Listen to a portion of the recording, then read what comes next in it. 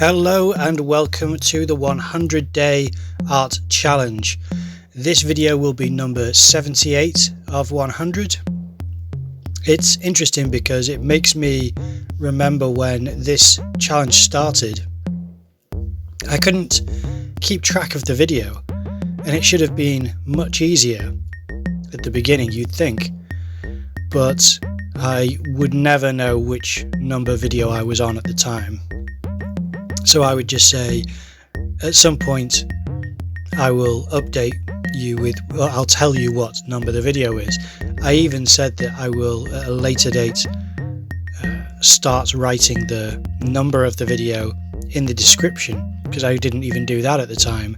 Not for a lack of effort, it was just for some reason really hard for me to figure out where I was in the challenge. My memory of it is that I was getting through the numbers. It wasn't right at, number 1 and 2. They were uploaded early. And then when I continued with the challenge, I think it was, I'd already started and got a few made, and then started to realize later on that I hadn't been counting or considering where I was with regard to the number. So I used to mention it and say, I don't know what number this is, I'll tell you, or I'll put it in the description at some point. And I think it was because I was, getting towards 10 or maybe just over 10, and I just hadn't figured out how many I'd made. It would be easy to check, but at the time it was not something that I did before recording. And full disclosure, it's the last thing I do before I record these commentaries is to confirm which number it is. So I don't retain that number in my head, and the folder number that I'm saving these pieces of artwork into don't correspond with the number that is uploaded on YouTube. I think this one would be number 84 in the folder, so I don't know why that's got mixed up.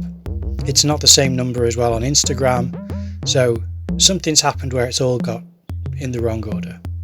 And I don't know what it is. I don't know if it will correct itself by 100, whether they'll all match up by 100. I don't know how that's going to work, or whether it's getting close to 100 they'll start to line up.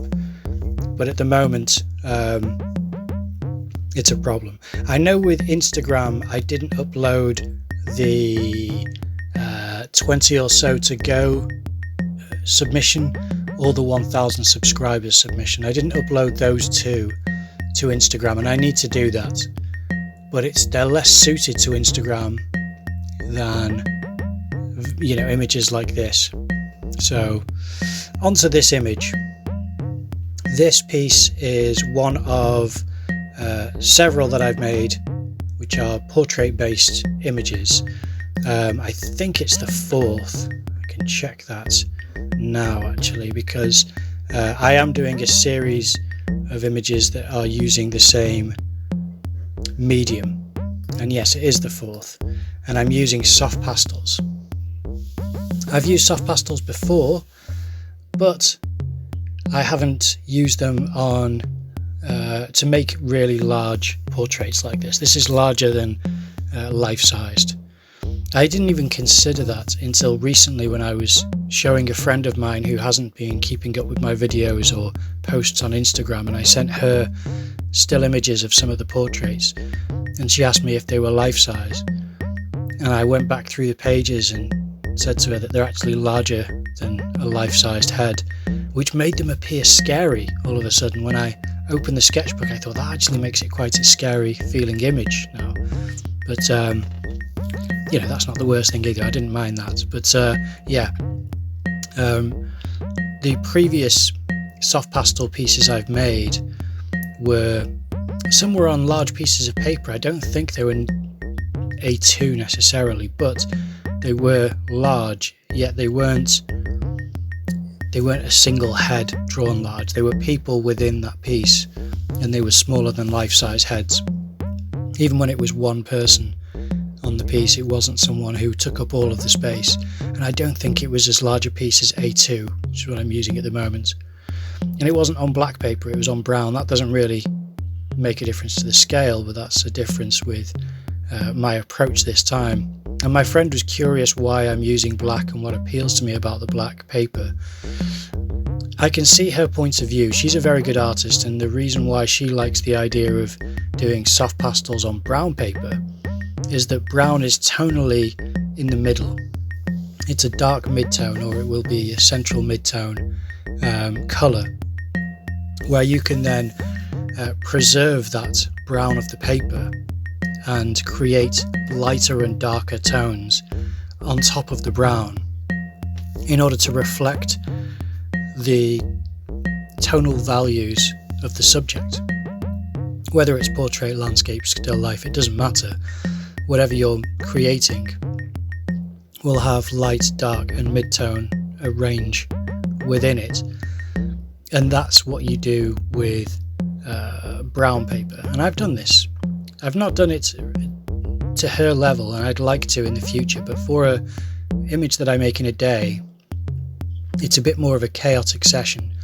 Obviously this is sped up, so it's not as fast as this, but even this piece would be, I think, just over half an hour it took for me to make this. So I don't spend a really long time being gentle to try and get this gradient of light cutting into the brown of the paper, which is obviously not brown of the paper. And what I like about the black is that the colour and tones that I introduce on top stand out on top of it. So it has this dramatic contrast. It's like a face in the darkness. And not to say that this is anything like his work, but I said to my friend, like Caravaggio, he would have darkness and then faces in the darkness.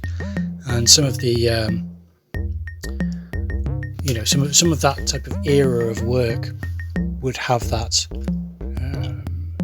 drama to the image, which I quite like.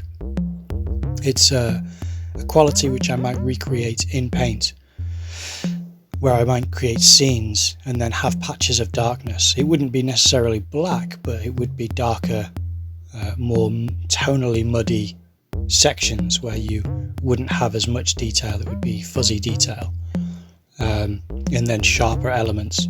Faces like this appeal to me as well. I would like to continue with the creepy, expressive faces like this. It's one which I enjoyed creating, and I quite like the lighting on it, and I'll do what I can to try and source more images which have a similar quality, because I think painting offers the opportunity for the artist to explore narrative through dramatic emotional states, and I would like to explore that myself at some point. I don't know how much it would serve a career, but I certainly know that I would like to see pieces of work like that, and I don't see lots like that. I see a lot calmer, more pleasant, commercially viable pieces from artists, so I think I would like to venture into something a little bit more, I hesitate to use the word edgy. It's taken on a bit of a new form these days when people use that word, but I think you know what I mean. So with this piece, as you can see, the hair and the beard were a real joy. That was a feature for me to really dig my teeth into. And I do relish in the opportunity to scribble and squiggle and create big swirling shapes, and then work little highlights on top with the yellow. As you can see, I'm trying to pepper the outside edges with yellow and then the other side with a bit of red, but it mostly has to be brown. But I do think that it's offers a lot. I think it's quite an appealing visual aspect of the piece. I think if he didn't have a beard, it wouldn't have the impact that it has, and gives me the opportunity to have a wilder stroke to my application of soft pastel than I do on the face. But I do try to keep the marks quite expressive still on the face. As you can see, they are big light marks and the face looks distressed, more so than the reference. Once again, I can't always share the reference. I wish I could, but it's not always possible based on where I source the image. But I'm just hoping it's a good contribution to the challenge and that it's enjoyable for you to watch how it comes together. It's certainly a highlight for me of the challenge. This is probably my favourite so far. It's certainly the favourite soft pastel piece that I've made. And as I said, this is the fourth, and I have another one tomorrow, and I'm going to try and do 2 more, I think. That's my intention. So yeah, it's certainly something which I'm enjoying. I think if I do 2 more, that would make it a set of 6, and then I can move on to another medium. So that's my intention at the moment. As I said, I'm going through stages of different mediums: oil pastels, oil paints, charcoal, pencil, ink, digital, and now soft pastel. I've probably missed out something. But yeah, there's still a few left, and some won't feature in sets like this is, where I've done a set of so far 4, but they will at least have a couple, or at least feature, maybe a one-off. I'd like to do a few mixed media, but we'll see how it goes. Either way, this is the piece that I created for this submission. I hope you enjoyed it. Thank you very much for watching, and as always, I will see you tomorrow.